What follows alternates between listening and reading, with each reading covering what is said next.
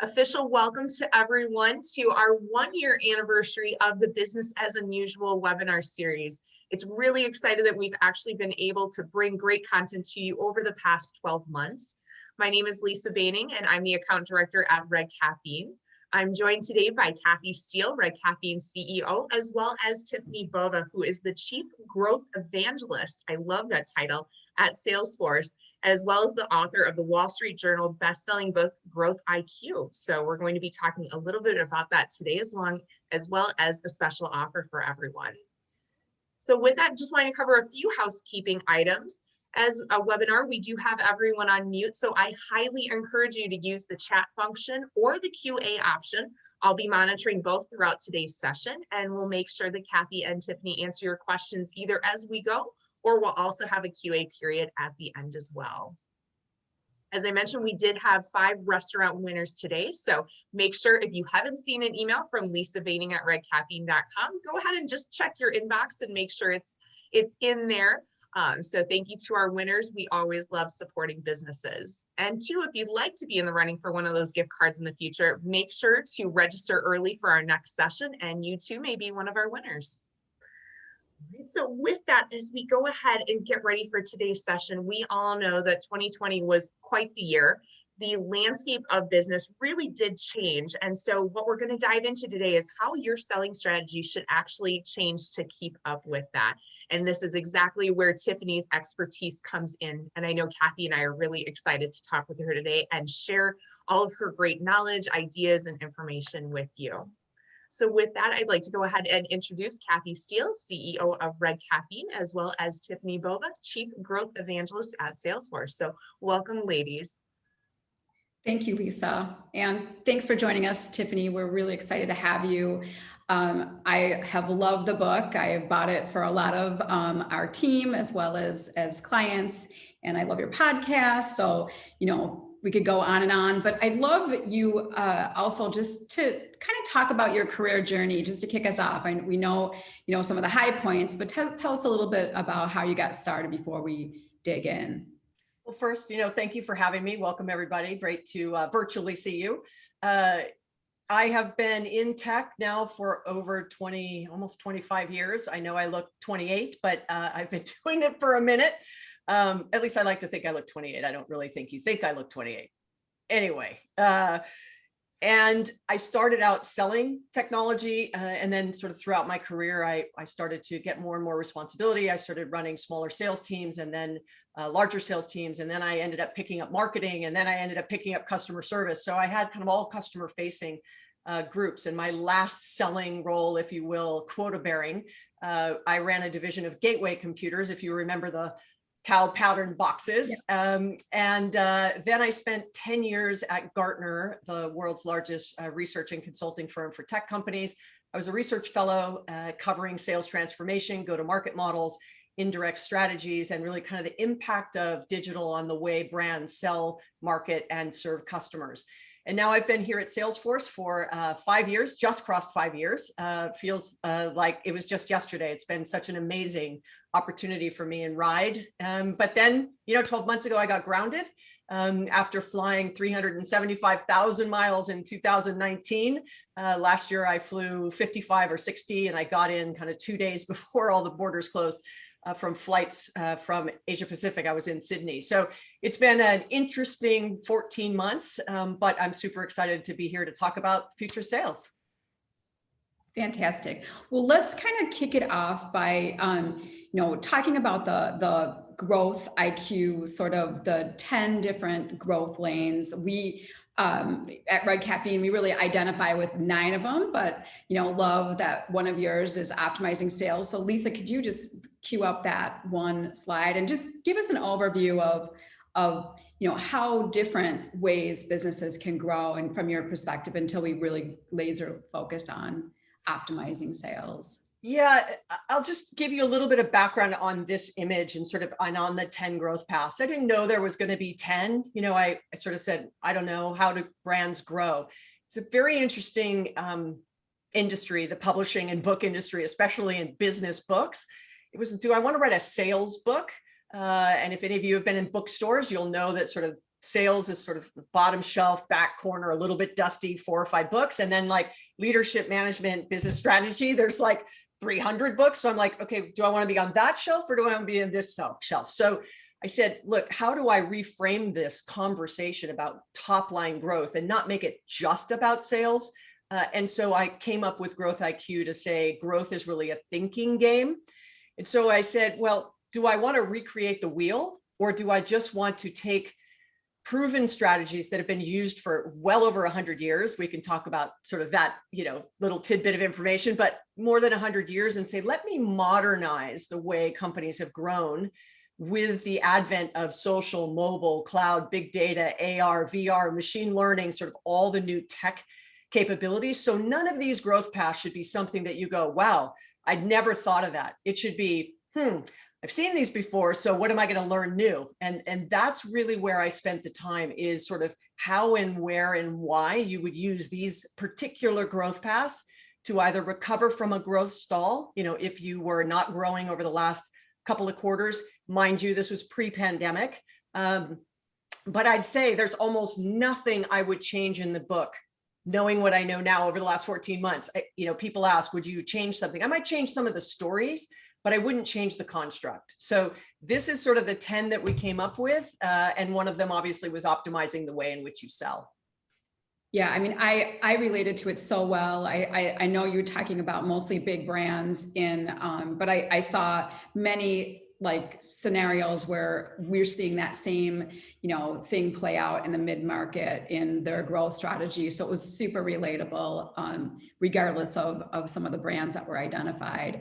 So let's talk about sales. So, it has been a game-changing year for sales. So let's kind of flip gears and take us back kind of sort of pre-pandemic and through last year, and then kind of talk about where we are now. Yeah, I'm going to oversimplify. And for those of you listening, if you've never heard me speak, you know that I sort of tongue in cheek will sort of play with some, legacy concepts. But here's one I love to say is businesses do 2 things. They do a lot of things, but 2 very specific things. They make stuff and they sell stuff. That's kind of it. So whether you make it yourself and manufacture it yourself, or you're reselling for someone else, I think you get the concept, right? The goal is that you need to earn revenue, which means you have to sell something. Now you can say lots of things, right? It's about serving customers and solving business problems. And yes. But at the end of the day, it's about selling something. And so, how do you reframe that conversation and saying that, not everybody who has a sales title or is carrying a quota has impact on the way in which your brand is able to grow. And whether you're a small business, medium, or enterprise, I wouldn't change the conversation. But what I would say is that what I have seen over, the 15 years I was running sales organizations and the 10 years I was advising startups and the largest sales organization in the world, and really helped build go-to-markets for probably the largest tech companies in the world at this point. I can tell you that I used to get asked this question. I'm trying to sell more, like it's a little slow in, the funnel, the pipeline is stalling, what should I be doing? And I used to always hear these 3 things. 1, let's spend more marketing dollars to drop more into the funnel. 2, let's hire more salespeople because more heads will equal, more revenue. Or 3, falsely cut costs to gain sort of profit.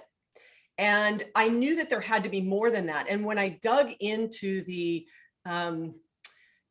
sort of the complication in the selling motion, I realized that optimizing the way companies sell is the place that they should focus versus those 3 I used to consistently hear. So that kind of led me to this optimized sales sort of chapter or path. Yeah. So in terms of, that aspect, what is really transpired in the last year? How have you seen businesses start to transform their selling strategies? We talk a little bit about the 4th industrial revolution, but, what about post-pandemic, or what have you seen go on during the pandemic? Yeah. So I'd say pre-pandemic, I coined this term, the seller's dilemma. And the seller's dilemma was a play on Clayton Christensen's Innovator's Dilemma. If you haven't read the book, it's a fantastic book. Clay is masterful. Unfortunately, he passed away last year, or maybe a year and a half ago now. But the seller's dilemma was all about how do sales leaders hit numbers today while transforming and preparing for tomorrow. That's a hard sort of, argument. I have to hit my numbers, because if I don't hit my numbers, I'm not going to have my job. But if I don't transform and we're not prepared, I won't have my job. And so it's sort of this conflict of where should I spend my time and my focus? And unfortunately, most sales leaders get trapped in the day-to-day trying to hit numbers, and they don't spend enough time on the transformation. And so what I mean by transformation is, do you really need more sellers, or could you use technology to help you do it? Do you need different kinds of sellers? Should you be partnering more to give you more coverage and scale versus just hiring your own resources? Like those kinds of questions, or selling via social media and selling via automation and maybe machine learning and AI. There's so many things that can happen there. That's sort of pre-pandemic. Boom, overnight, field sellers are now inside sellers. And overnight, if you weren't a mobile, digital first driven sales organization, you found yourself in trouble. So the lack of investments that had been made pre-pandemic really sort of reared their ugly heads, right? Companies weren't prepared, sales teams weren't prepared. They didn't have access to customers or information or the ability to let sellers continue to sell from anywhere. You had field sellers who, for all intent and purposes, believe that the only way they can sell is face-to-face. Like, it didn't matter how much I would tell a field seller, look, you need to balance this a little bit. You don't always need to be face-to-face to be like, oh no, I have to shake their hand, take them to golf, take them to dinner, meet them at an event, take them to a concert, like all of those things. I'm like, I don't think you need to do that anymore. But overnight they learned, right, that they had to be able to do it virtually. Now, McKinsey had done some really fascinating research looking at what customers thought about the sort of active selling and the active buying kind of April timeframe. And we were upside down. Customers weren't happy because I think sales organizations were scrambling to figure out, how do I keep selling when people are shut down and like the world doesn't know what's going to happen? You can't be insensitive and be like, I need to close this deal. Like, that's not the right conversation. By the time we got to about June, we got better. By the time we got to almost August, September, what had happened is sales really stepped up. They stepped up in a way that customers actually felt like it was a better and stronger relationship with their selling, vendors than they had pre-pandemic. They felt like it was a 15-minute video call better than a 2-hour meeting, right? It was very focused and value-based. Sellers were more empathetic, right? They were more interested in the business versus just closing deals. So the good news is sales rallied, right? We're a strong bunch, like we're very competitive. We have to have thick skin, and sort of if we're down, we got to stand up, dust ourselves off, and kind of keep going. And it was great to see the resiliency. So I'd say now the question is, will we continue to do it post-pandemic, or will we go back to those bad habits? And I hope that we fall somewhere in between.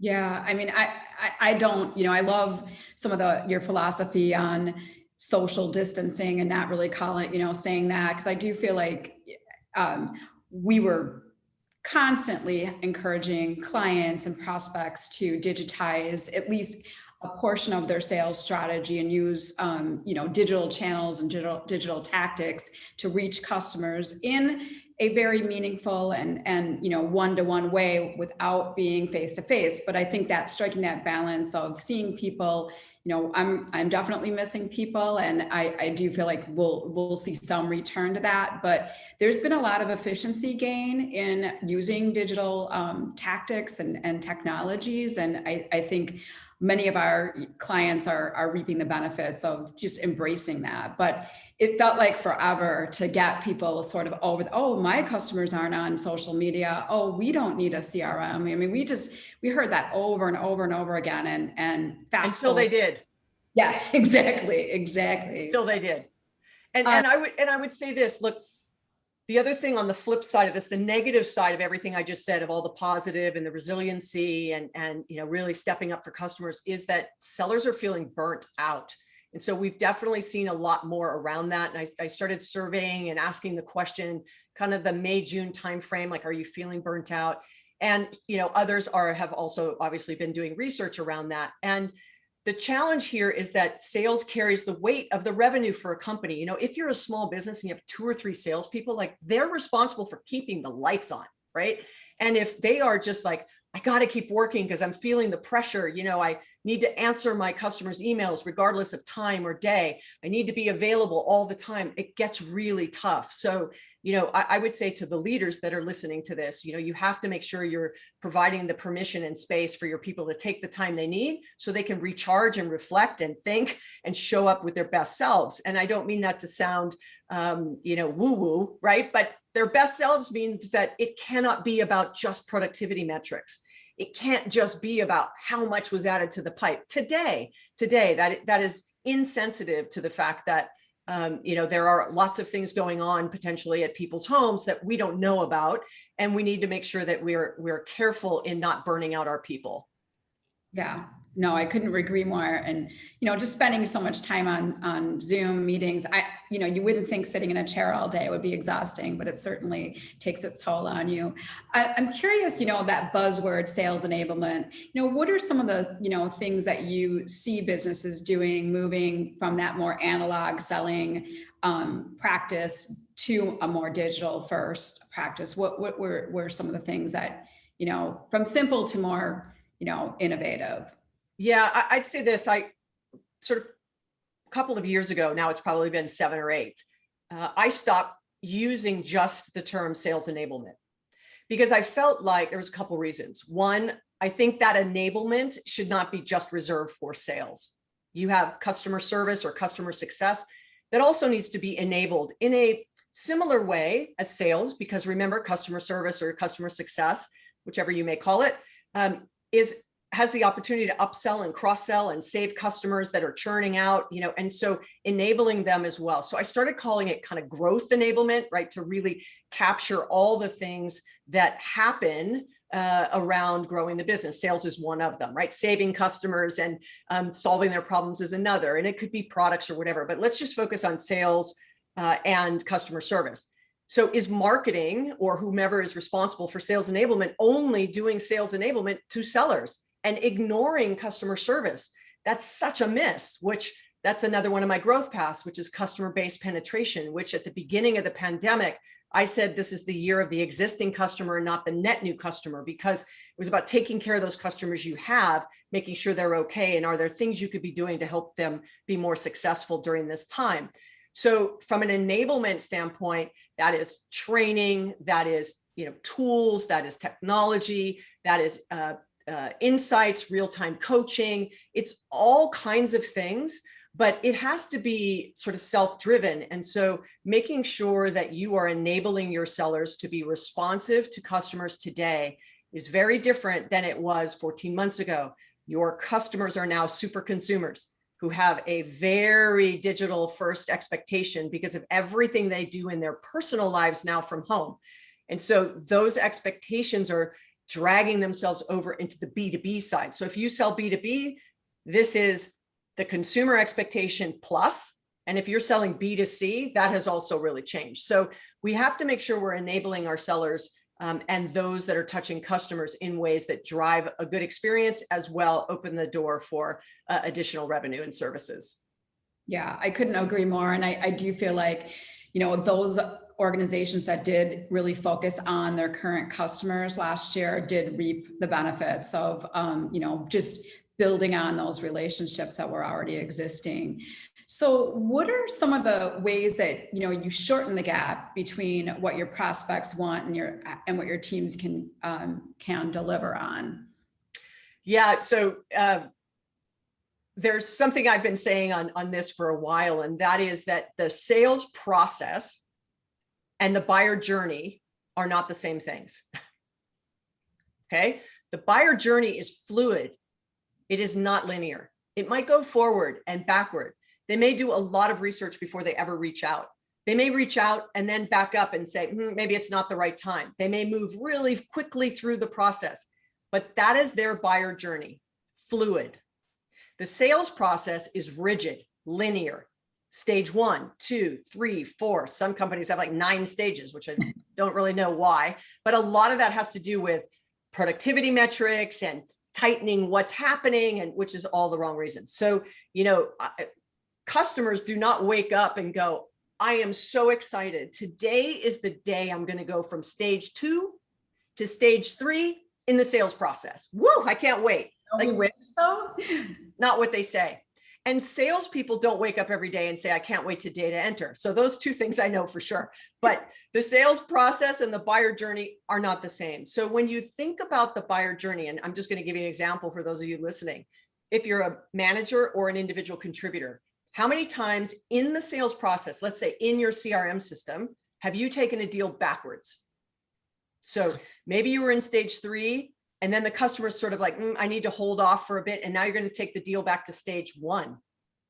And when I ask that question, you know, in a room full of sellers, how many of you have moved a deal backwards? Nobody's hands go up. It's like, that's fascinating. The sales process is miraculously goes 1, 2, 3, 4, right? And the customer's like totally, you know, crazy on it. Like they're back and forth. And so the reason they don't go backwards is because they may hold a deal in stage 2 until they know for sure it's going to go to stage 4. And then they do it all at once because they don't want to take the deal backwards. But what that does is it gives a false positive to marketing that, wow, everything's working the way it's supposed to, you know, and leadership is like, wow, they were able to just get it over the hump so quickly. Instead of identifying why are deals going backwards, why are people pausing at this stage? But if you're not letting sellers take it backwards, and one of the main reasons is when you ask a salesperson what happens if you take a deal backwards, they're like, it's not even 5 minutes, my phone rings. Like my manager's like, what the heck happened to the deal? Why is it going backwards? It's not rewarded, it's penalized. So when I say sellers don't take deals backwards, it's a response to productivity metrics and KPIs and the fact that why are deals going backwards? That's not what we're paying you to do, right? And that's not reality. I mean, really, how many of your deals just smoothly went from stage 1 to 5? You know, those are, you know, low-hanging fruit that doesn't happen all the time.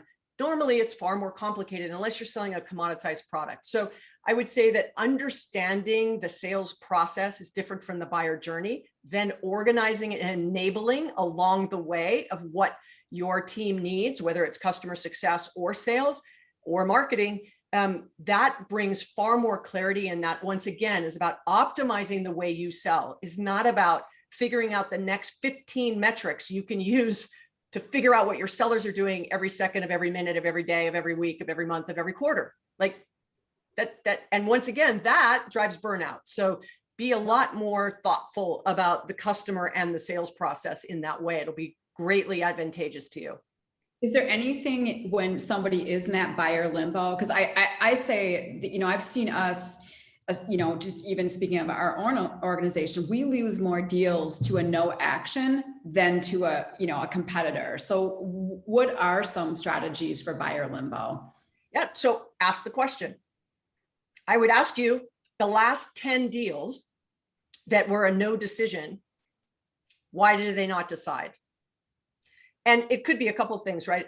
It could be that, well, maybe the deal wasn't moving the way it was and the seller was, right? That might be part of it. Another part of it may be, oh, maybe an executive left, right? And it's maybe budget got frozen because of everything. To understand the reason and then maybe categorize the top, you know, 2 or 3 categories of why deals stall, and then start to actually test what could get them to pick the deal back up.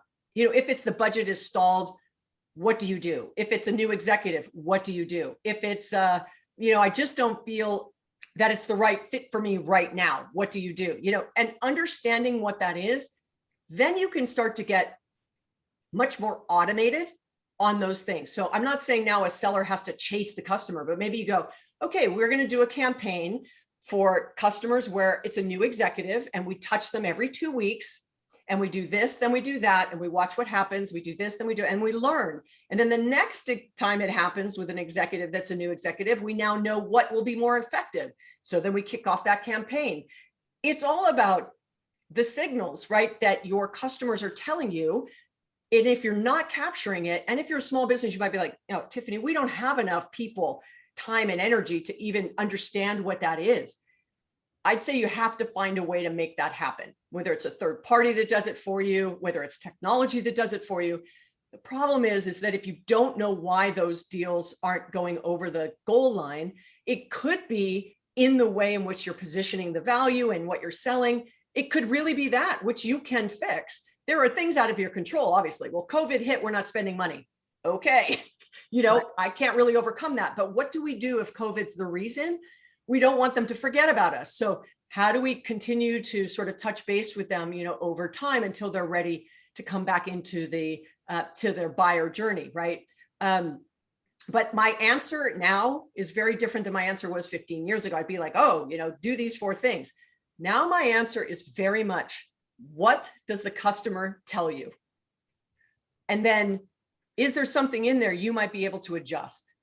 And then how do you test that adjustment and continually in real time make adjustments to it until you find the right fit? Now, you're never done, because 4 months from now, you might have another 10 deals that have stalled and the things you're doing are not working anymore. There might be another reason it's happening. Once again, this is just this continual tap into the voice of the customer, so you can get, once again, smarter about the decisions you make about growth.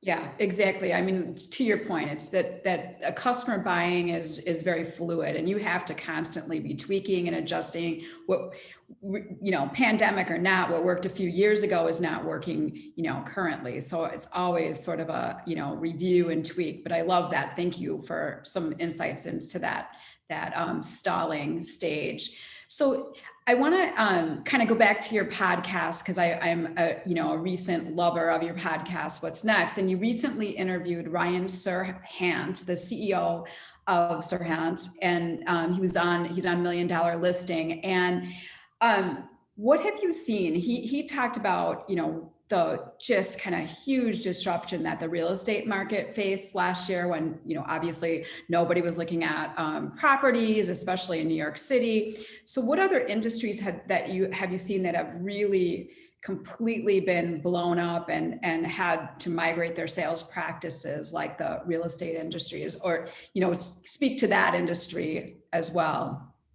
Well, what I liked about that interview, first of all, he's written 2 books. He's a hardcore seller. He is a seller's seller in the fact that he loves what he does and he's passionate about it, but he's also very focused on continuously learning. So when the market shifted, what can I do to keep adding value? How do I stay in front of my customers? And very quickly pivoting with some level of, look, we're not going to get this right, but we're just going to try. We're going to make sure we're out there. And he inspired his, team to, really rally on what to do. Because early in the pandemic, right, it was like, we're not showing homes at all. And then It slowly started to open up on ways in which they could. It can be 1 person or only 2 people. You have to book an appointment. Lots of things had to happen. I'd say that just the entire approach to, I was disrupted, but I have a business to run. So what am I going to do? Because things are going to happen. And if you're paying attention to the real estate market at all in the US, it's on fire. So, there obviously is ways to make this happen. So I think in disruption, there is an opportunity, but you have to be willing to say, I don't know the answers. Normally I'm really confident about selling, and right now I'm not so confident. You have to get really comfortable with being uncomfortable on things you might have to do, right? I might have to go do a video, open house, which I don't do that. Like, I like face-to-face, or, I'm going to have drones sort of shoot my thing and do all this. And so I think that it's just an opportunity for us to reimagine what it means to engage with customers and how we keep them interested. So I love that podcast just because, I love hanging out with hardcore sort of, in the blood sellers, because they're passionate about what they do. And they're like, nothing is going to get in my way. I'm going to figure out how to make this happen. And that's the kind of attitude you have to have in sales, for sure, nonstop. Yeah. Well, 2 key things he mentioned there was, sort of that LeBron James analogy. Does, how much practice time is there, and that was a really great tidbit. I felt like, the learning part of sales never ends. You have to constantly be learning. And then I love the idea, he brought up like a 5 and 3. And then you talked about, what Salesforce sort of put out there. But he said, that they would contact 15 people a day in 3 different ways: texting, emailing, and phone calls. And every day they just, not that they were having sales conversations, but they were just connecting and saying, how are you doing? And I really loved sort of that testing of the 3 different channels of communication. But talk about what you guys went through. You had a pretty massive objective to hit last year too, in terms of that communication. Yeah, it was a great idea. And I go back to what I was saying, like, you have to be willing to try things. You just don't know how it's going to go. And so early in the pandemic, it was kind of end of April, beginning May, Mark Benioff, our CEO of Salesforce, gave us a 1 million conversation challenge. Like, we had to reach out to 1 million people and have a conversation, not 1 million sales calls, not 1 million demos, not 1 million RFP responses, et cetera, just 1 million conversations. We hit 1.5 million. We have almost 60,000 employees, so you kind of can do the math, but it was programmatized. And so we captured the information of those communications. And what, and it was really, how are you doing? What do you need? Listening for what customers were going through, and then trying to figure out, is there a way we can help them solve these problems? Because of course we started to see the patterns. We started to see what everyone was trying to figure out. And we realized very quickly, people are going to try to understand, how do we get back to work? And we mean kind of like in the office, back to work, and then secondarily back to growth. So those 2 things sort of occupied our mind. And sure enough, we launched 5 new products last year. We've got 3 more on the pipe this year. It was all about, how do we now allow people to have success from anywhere? Whether you're servicing, selling, marketing, whatever it might be. And those kinds of conversations, similar to what Ryan did, was hearing that I still want to buy, but I'm uncomfortable going and seeing. So they knew that there was still market appetite to consume, right? And buy a new home or whatever the real estate might have been, but they didn't want to do it face to face. So he's like, okay, well, the good news is they still want to buy. The bad news is we can't do it face to face. What are we going to do? Right. And so that's why the power of those questions, similar to what you asked, Kathy, right, about, and I see one of the questions from LinkedIn on this kind of postmortem. Yeah. Is, why aren't deals closing? Why are they stalling? When we call and ask people, are they willing to go, and look at a house, and just use that as an example, then, you can start to design differently. So I'm going to give you one little example of this. So we started hearing that, retailers are like, we want to open back up, but we have to do it in a safe manner, not only for our employees, but for our customers. And so we realized that the appointment economy was going to make itself outside of where you normally make appointments. Like, you make a doctor's appointment and a dentist appointment and things like that, right? But we're talking about, you're going to make an appointment to go to your local retailer to buy glasses, or to get your eyes checked, or to, shop for shoes or bags or whatever it might be. Making appointments was a way to say, I still want you to come, but I want you to do it in a safe way, right? And I want my people to be safe and my customers to be safe. So when we did that 1 million phone calls, we're like, hold on a second. Like, they're probably going to need an appointment platform or tool when they get back to work and back to opening things up, so that customers can say, I want to come and, visit you, but I want to do it in a safe way. So if you've noticed at any retailers now, there might be make an appointment, there might be a rope up, a little, a barcode you can scan, and then you can set an appointment. And people are probably going, well, what's that about? Will it continue? So the appointment economy is changing so many things, but that came out of the 1 million conversations. Now, since then, we've had well over 6 million conversations. So we've kept it going in classic Salesforce form, like, oh, you can do 1.5 million, do 5, do 6. But I want to share that with you, because that came out of those conversations. Like, we want to open back up, but we can't have 100 people in our store. Oh, okay. Well, so what does that mean? We had pieces and parts of it in other parts of our portfolio. And so we pulled it together and created something called work.com. And then now we've launched a whole lot of things in our Service Cloud to accommodate this, as well as in our Sales Cloud and our Marketing Cloud. So there's lots of things we did to respond to what customers were telling us that they wanted, even if they didn't know how to articulate it. but they said, we want to open back up. We want to do it in a safe way. We can't have, 100 people in our store at the same time. And we had to figure out, well, what does that really mean? And so that's why listening, doing those postmortems, constantly having a real-time conversation with your customers, capturing that information, and then actioning what you learn is the best way to make sure you stay in lockstep with what they need from you. Yeah, I mean, absolutely love, surveying and having those conversations baked into the postmortem. Is there any other steps in a postmortem that you recommend somebody add in to the sales, kind of look back of why things went well or why things did not close? Yeah, personally for me, I feel like the kinds of conversations we have to have has to change, period. So instead of just saying, trying to sell you, trying to move from stage 2 to stage 3 and trying to push you on your journey, that very classic selling motion, to saying, hold on, how do I become a little bit more empathetic? How do I ask better questions? How do I listen differently and in real time? So not just like a postmortem, like all the time it's happening, right? And then the postmortem becomes less of a big lift. You're just like, boy, I'm really confused. Like they were saying this along, and then the postmortem, they said something completely different. Like what changed? And so you're looking for the outliers versus it's some big thing at the end of either you closed it or you didn't. And so another one of my podcasts was with Mark Victor Hansen. He wrote the book Chicken Soup for the Soul, and he just wrote a new book with his wife called Ask. And his whole thing is becoming a master asker, like asking better questions to get better answers so that you can be better in whatever it is you do. And salespeople tend to ask questions that are leading, they're a little self-serving, that are, I kind of know the answer, and then it's very short bursts. Or you ask something like, tell me what you want to accomplish, next year. Not everybody knows the answer to that. Like, I don't know, what should I be doing? Right. And so you have to figure out what are the right level of questions. So back to your exact question, Kathy, I don't know, do you outsource it?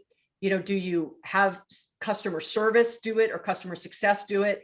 But I would always do it, when they buy, when they don't buy. And maybe it's just 3 simple questions. Why'd you buy? Whatever it is, and why didn't you buy what it is? And then over time, you'll start to see potentially some patterns. So it isn't just surveys, because that's a point in time. It is, asking questions and then using that information to try to understand and anticipate and predict what people want next, right? Which they may not know that they want. And I always use this as an example. Steve Jobs didn't go ask customers what they want because they never would have said this. Right. Right. They never would have said this. I think this is a 2nd generation iPod. The funny story on this was originally it was just this dial, right? And it was just this. And Steve Jobs was having a conversation with Mark Benioff, our CEO. And Mark said, it would be really great if you could put like video and, images here. And he's like, why would we ever do that? That's ridiculous. Anyways, funny story. It's on film. It's a great conversation. But I would say, if you ask, they're not going to say this. But what they might say is, when I run, what I'm so disappointed on is my radio station goes quiet, when I get 5 miles away from my house, or I don't want to listen to the same CD or tape. I'm dating myself over and over as I'm running. And so the answer was, oh, maybe people want, 10,000 songs in their pocket. And so they were talking about running and a better experience. They didn't say they wanted this. Right. So that's asking better questions, right? Us, when we did the million, asking better questions led us to the appointment economy. Asking better questions led us to, many other things. So I just want to shape that it cannot just be point in time survey, check the box, move on. So I know we're getting some questions in, but I'm going to ask one about the, what are you seeing in terms of innovation? What are we not seeing yet that's kind of cooking behind the scenes? Well, I think from a selling perspective, we are finally at a point where, I'm sure, you guys have done this as well. And you mentioned it very quickly is we've been talking about digitally transforming selling for a really long time. Having been a sales rep, who would use a Rolodex, I would spin the Rolodex and wherever it stopped, that's who I'd call. Like that was my science-based, call list for the day. And then I moved to a single user version of ACT. and Goldmine. And then I moved to some, beta services from Salesforce.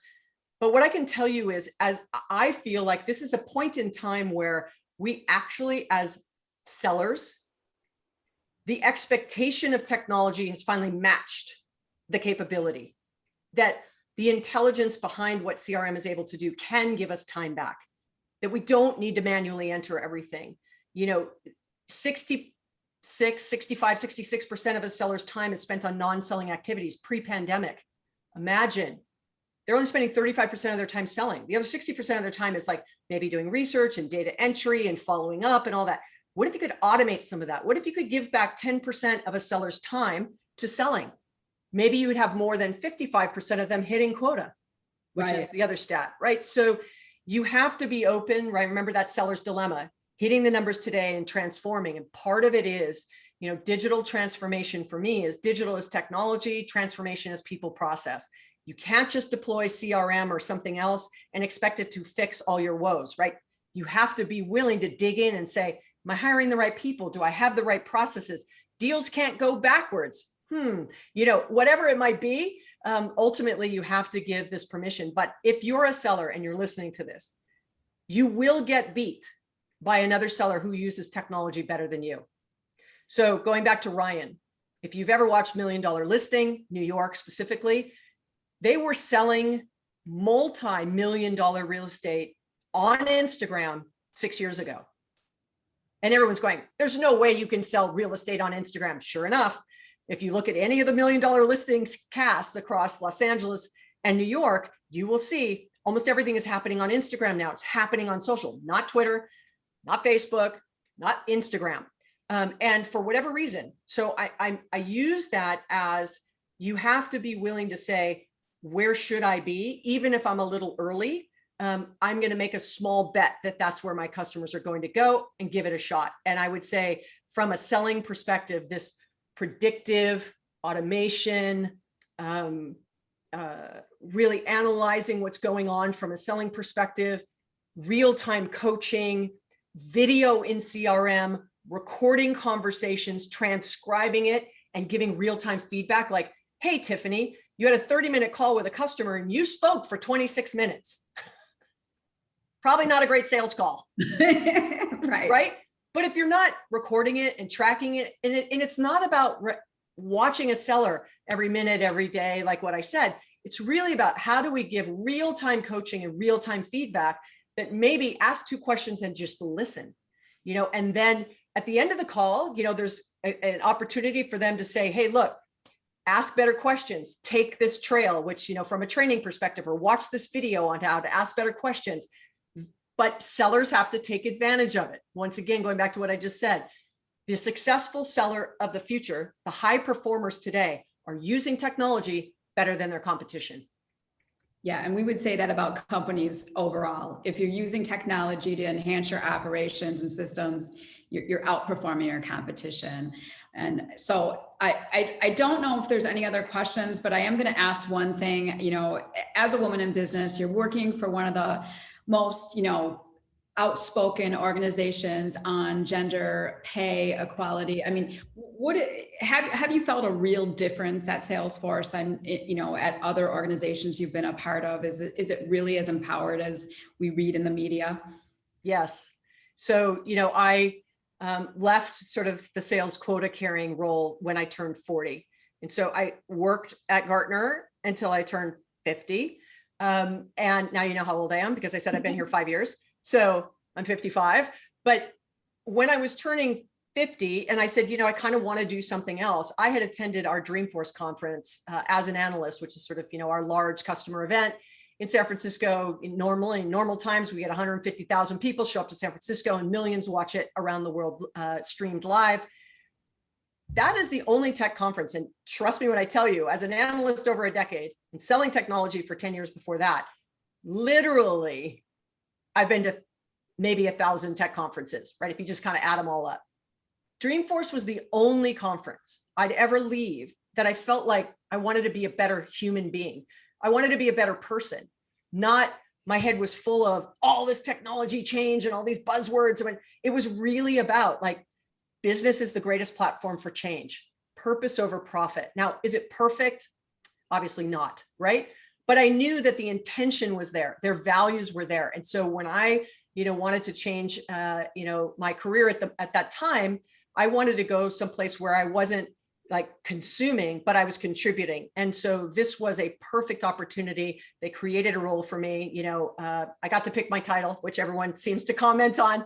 And ultimately, it has been amazing. I have learned so much. I've been uncomfortable trying new things. I found myself in conversations. I was blessed enough to speak at the UN. Like, who does that? Wow. Who does that? Right. And you say, I wouldn't trade it for anything. But on the equality and equal pay, it was maybe 5 years ago or 6 years ago, 2 female leaders went to Mark and said, I think we don't have equal pay between men and women, specifically in the US at the moment. And he said, there's no way. Like, that's not who we are. Equality is one of our core values. Absolutely not. Sure enough, they did an audit and we were a little bit upside down. So it was $3.5 million.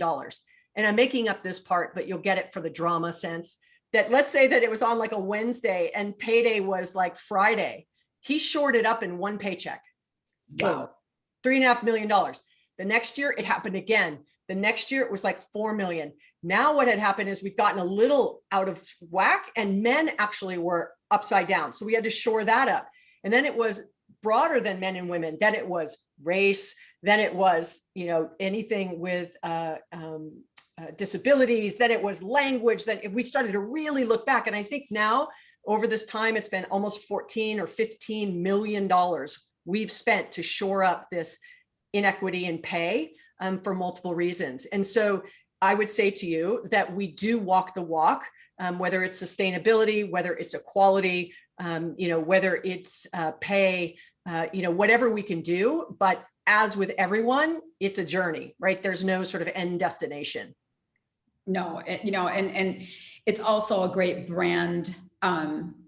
It's good to know that what you stand for is actually happening. And I think that is likely why you can attract female engineers and lots of different people to work for Salesforce and be proud. And I would even say something about product. It was like the first 6 months I was there. And I went into, I don't know how I got called into this meeting, but anyway, I got asked to attend this meeting.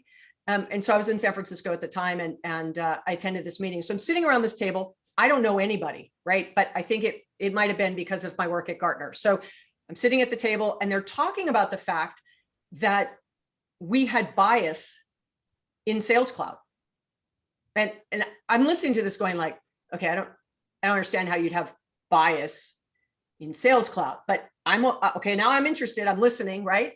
And it was the drop-down menu when you'd say, what is this? What is the prefix, right? So is it Mr., Miss, Mrs., Junior, Senior, whatever? And we didn't have, what if somebody was, didn't sort of say I'm a man or I'm a woman? Gender. Right? Yeah. And so we didn't have anything for that sort of gender neutral choice. So if I'm a customer and you call me and you say, oh, Miss, Tiffani, and that's my name, but I don't go by Tiffani now. I go by Bob. And that's who I identify with. But the system has no way to do that. So something simple like that, like the drop-down menu, and then don't call me other. Like, it doesn't feel warm and fuzzy to me. So how do we change that? So even bias in developing the technology for equality, for what about if you are sight impaired and you're using CRM? How does that even work, right? If you're hearing impaired and the training is only voice, how does that even work? So you have to think about equality across product design, about service, about selling, about all kinds of ways. It isn't just about, do you have people of color and women and men? Is that like, it's so much more than that. And I'd say that one meeting, going back to your question, Kathy, I was blown away. I was like, look, I've been doing this a long time and I have never heard anybody say that. Now, maybe I just wasn't in the right meetings, totally possible, but I had never heard it. And I was like, I absolutely made the right decision coming here to Salesforce, because it's just, that's the kind of stuff that I've gotten really excited about, hence how I ended up at the UN. But ultimately, that's the kind of conversation we need to have. So if you're listening and you're trying to drive more diversity into your selling organization, and it isn't just about women, which we need more of those. It isn't just about, men. It's about who is your community you're serving to? Is it represented in your organization and your selling force? And are you sort of, leaving the world a better place because of you being in it? And that's what's really important. Yeah. And I appreciate you talking about it being a journey, because I think that's, part of the issue is that it seems unsurmountable to some of us, because we're not at, of course, the level of, that your organization is at, but it is, you didn't start there. No, you have to be thoughtful. Yeah. You have to be thoughtful. So, I would say at a minimum, so Tom Peters, who's one of my favorite humans. I just love me some Tom. He wrote In Search of Excellence. He's been on my podcast a number of times. He's a fantastic guy, but he has a lot of opinions. And he's just like, I think we'll have a diversity problem when, it's only women on the board and they need to bring on their first man. Like he's all in, right, on talking about this. But I would say to you that it's, if you sell to, if your target customer is a woman, like whatever product or service you're selling, and men are designing the product, men are selling it, men are supporting it, what have you missed? If, it's predominantly a male product, it may not be that obvious, but there are things that are that obvious. And so you just want to be representative of who is your customer, what do they look like? And then look inwardly and go, do we look alike? Right. Do we even understand? Like, I cannot understand what it's like to be a person of color. So I don't know what that means, but if we're going to sell to them, I surely want to have somebody advising me to say, does this resonate? Is it offensive? Whatever it might be. And we've seen this happen time and time again with big brands like Pepsi and Kylie Jenner and, or Kendall, and all of those things. It's like, even big brands make a mistake because maybe they don't even have people represented in who's making those decisions. So that's what I mean. Just take an inventory. Don't make it, a bad thing. Make it something that it's about making sure that you are showing up and representing your company and your customers in the right way. Yeah, it's a learning practice. So I know we want to get people the opportunity to give us some of their information so we can get them your book. So I'm going to let Lisa go ahead and get that started. Was there any other questions, Lisa, as we're giving people this info? I think there's some, just great comments, Tiffani. They're really enjoying your presentation and, the overall information throughout. So really appreciate your thoughts here today. Just comment came in, very beneficial to know about sales, even though it's not my particular industry, it's very helpful. But I think all of this great comment that you've shared with us today really boils back to your book, Growth IQ. So for those of you watching this, please grab this link, www.atrc.cc/Growth IQ, and you will actually be getting a free autographed copy of Tiffani's book. So this is something you'll definitely want to have, dive deeper. I know we saw another comment in the chat function of, I'd love to learn more about her book. So this is your opportunity to go ahead and get a free copy of that. So thank you so much. We're really excited about this. Yeah, so I want to answer a question that came in from April about sort of ageism and me sort of joking about my age. I think that goes back to the same thing I said, like, who is your customer segment? If it tends to be people over 50 and then you have only people that are 21 that are selling it, maybe you're missing something, or designing a product or whatever it might be. I'm all about embracing my age. That's why I laughed when I said it. And I've got the scars to prove it. And so ultimately, this is about making sure that there's equality across the board, right? Representing in your company equal to sort of who your customers are. And I think it's important, especially, as you get older in your career. Sometimes people just want to hire young people and millennials. And I think that they're missing the opportunity and the experience, but also missing the opportunity to connect with the customers you're trying to sell to. So great comment, April. I appreciate it. Thank you so much, Tiffani. And looking at the time here, we're actually going to go ahead and draw to a close. If you do have any questions for Tiffani that comes up later, we know some of you may be watching this later on today or even next week because today's schedule didn't work out. Feel free to connect with Tiffani on LinkedIn. You can let her know you watched her on Business as Unusual and ask any of the questions you may have. So especially, I'm sure, Tiffani, you'll get a few questions after people start receiving copies of their books and wanting to dive into that content a little bit deeper with you. Yeah, and listen, I'm going to do something a little unconventional since this is an unconventional conversation, tell me what you didn't agree with, because, unfortunately, as many of us are grounded and we're still not flying, my best learning happened on the road, because I would get off stage, I would have said, the sky is blue, right? And I'm walking and someone goes, hold on a second, sky and blue, sky's green. And let me tell you why. And I'd be like, huh. So the next time I got up on stage, I said, you know what? I used to think the sky was blue, but someone came up and said this to me. It really made me think about it. And now I think it's this. Those learnings come from pushback on sort of what I'm saying. Some of it is conversation, some of it is primary research, some of it is my own experience. Does not mean it's right. So, ultimately that kind of back and forth, even like April pushing back on me on that, right? This is about making sure that in a very short blurb, I can't cover everything, but if you think I was way off on a direction around sales enablement or growth enablement or the buyer journey or the sales process or any of those things, I most definitely want to hear about it, because you are in the front line still selling, most of you, right? Or leading sales teams or small business owners, and you are much closer to it than I am. I only get to see it, from afar when we get the opportunity to talk. So I look forward to those as well. No, thank you so much, Tiffani. And I think everyone, I love that openness and honesty. It's exactly what Business as Unusual is about. So thank you for your time, your energy, and your passion today in sharing this. And I hope those of you that are watching this either live or recorded later on today, definitely reach out to Tiffani and, engage her in conversation. This is one of those opportunities you don't want to miss. Right, well, thank you so much for having me. Yes, thank you. So as we look ahead to the next month, so our next webinar will be May 20th, starting at noon Central Standard Time. We are going to be exploring the delivering exceptional moment by moment customer experiences. It's a long title, but really a great topic. We'll be featuring Diane S. Hopkins. She is the founder and CEO of XPeers and has extensive experience in blending marketing and customer experience strategies. So we're really going to dive into, as you see here, the book Unleashing the Chief Moment Officers.